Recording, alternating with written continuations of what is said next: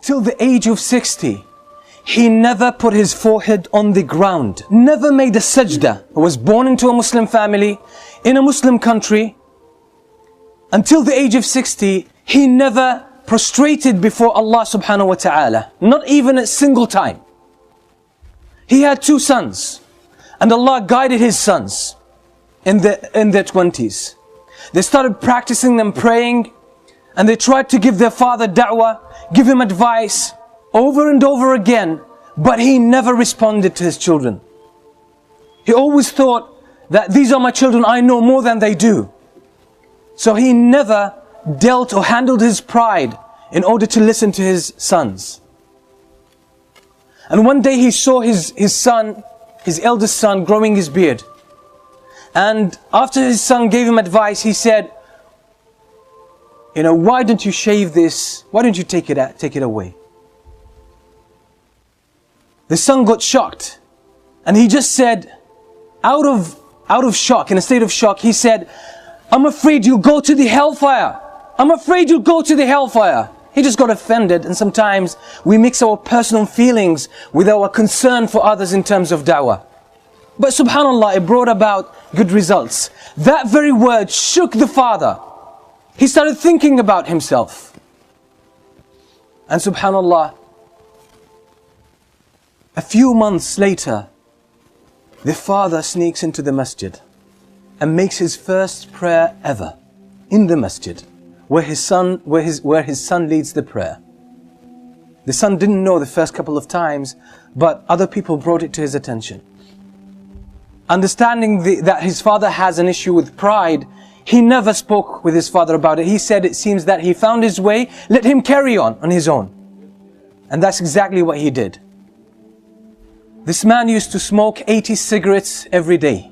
80 cigarettes every day.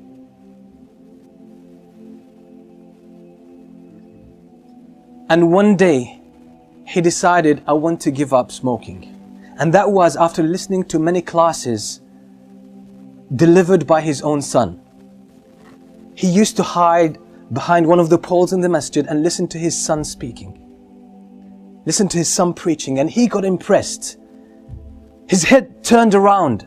His view of life, his outlook on life started changing. He realized, he thought he had a life.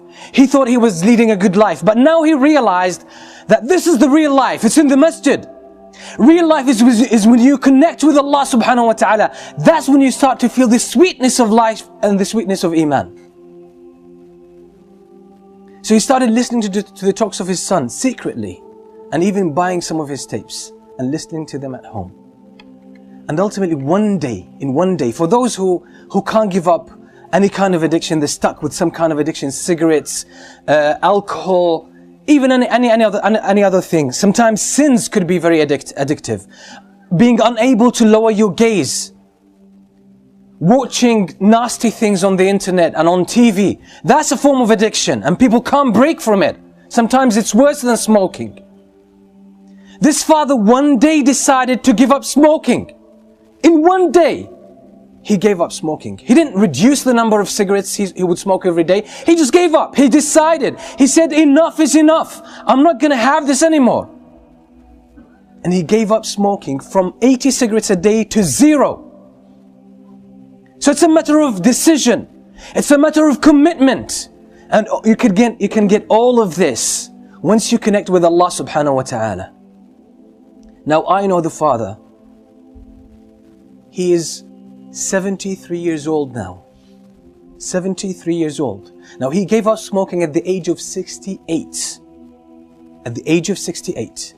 Now, among the learned people that I know in my life, and I know a lot, he's one of the most outstanding.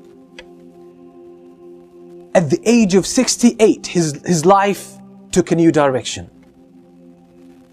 He read Tafsir Ibn Kathir more than 15 times.